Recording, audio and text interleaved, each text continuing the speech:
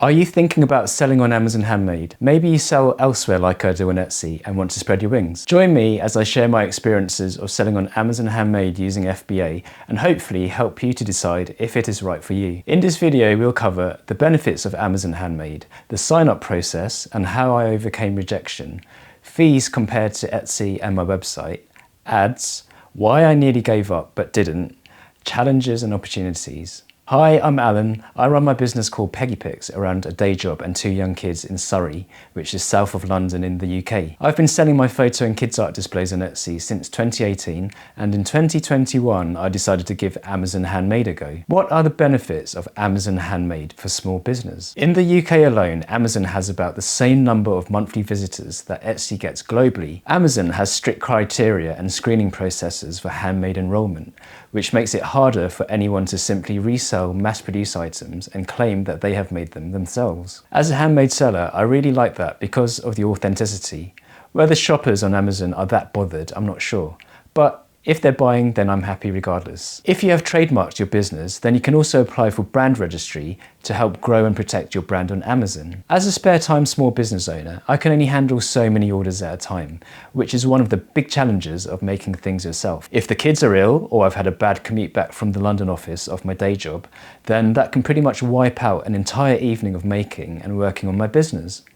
This is where Fulfilment by Amazon, or FBA, comes in handy and is how I sell on Amazon. As the name suggests, with FBA, the warehousing, picking, packing, shipping, and customer service are done for you. All you have to do is send in your items to Amazon's warehouses and keep an adequate level of stock. It's this last part that I struggle with, because you have to balance having enough inventory to not go out of stock with not having too much in stock, because after a certain time, old stock has to be removed. Get it right, and it's a great feeling when the orders come and there's nothing more for you to do. Signing up. When you sign up for Amazon Handmade, you need to have a professional seller account, which is currently £30 or $40 a month, and then apply to sell in the handmade category. When applying, you need to explain and prove that you are handmade, and my application was rejected at first. Then I was asked a few follow-up questions, like the ones on screen now.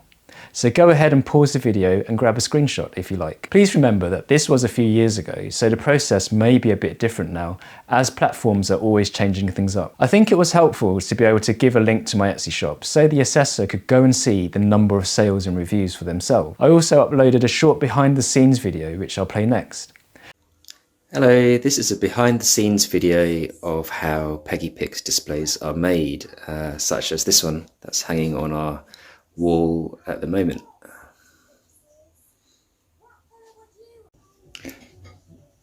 Most of our displays are made on a wooden block and twine design, so here is some of the equipment I used to make it. So here's a bandsaw for sawing the wood into size, and we also have a pillar drill that's used for production, as well as some other woodworking tools.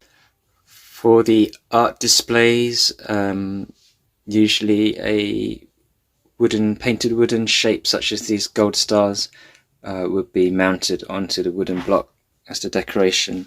Here's some grey colour ones that have been prepared, also silver, and these are the most popular colours at the moment. So my method of paintings either brush or by airbrush.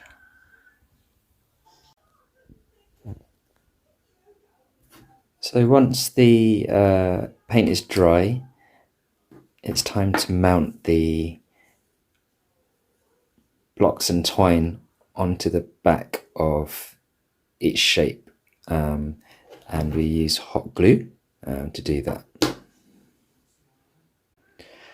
Now that the wooden blocks have been fixed onto the back of the stars, the displays are more or less ready to be packaged into the boxes. So here are the art displays after they've been packaged, along with the little clothes pegs. And I thought I'd also show you some other designs. This is the classic larger wooden block and natural pegs. They can be used for art and photos. This is a photo display, and the customers requested a set of instant photograph style prints, so I'll pack that. So all that remains to be done now is to package these all up and get them shipped out later today.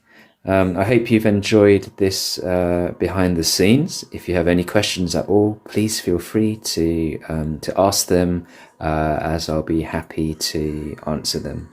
Thank you very much. Bye. And if you're wondering why I'm holding a box all the time, it's because I had to have a business card or product packaging in the shot and not just slap a watermark onto the video. I suppose this is to prevent people from uploading someone else's video and claiming it to be their own. After this, my application was accepted and I could start creating my listings and sending some of my displays in. That's the easy part. The not so easy bit is what I'll cover later, and that's getting your products in front of the right customers. If you're finding this video helpful, please give it a thumbs up. Thank you. Fees. Fees will vary depending on what you sell and if you use FBA. Also on the size and weight of your products. To give you an example, let's look at one of my products. Let's say that we have sold a large Gold Star Kids Art display for $18.99 to a customer in the UK, and we'll compare what I get after fees and shipping on Amazon, Etsy and my own website. With Amazon FBA, I get £14.55p. On Etsy, I would get £15.19p, and on peggypix.com, I would get £16.81. Surprisingly, the gap between Amazon and Etsy isn't that big, especially when you consider that the cost with Amazon includes their FBA service. In these figures, I have not included the Amazon Professional Seller monthly fee or Shopify monthly fee for my own website, or the cost of UPS shipping to the Amazon warehouse. The reason I've left those out is because the proportion of the cost per item sold will depend on the number of items sold in any given month. And don't forget that any discounts or advertising costs will come off what I receive as well. Ads. Unless you already have a big following online, it is quite likely that you'll need to run ads. The benefits of selling on Amazon means that loads of other sellers also want in, and you'll need to advertise your products to stand a chance of being seen on the first few pages of search results and hopefully getting orders. On Amazon, every product has a sales ranking for its particular category.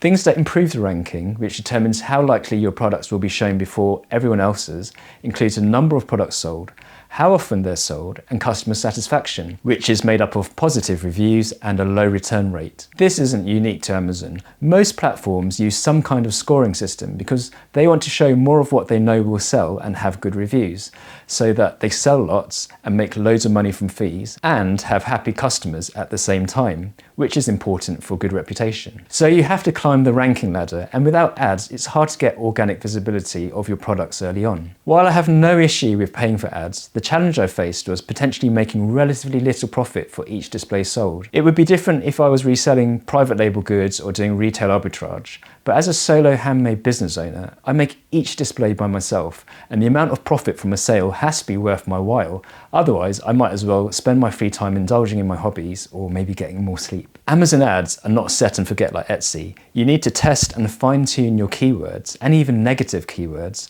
for when your products will get shown, and also how much you're willing to pay per click. The price per click can also go up and down depending on the competition.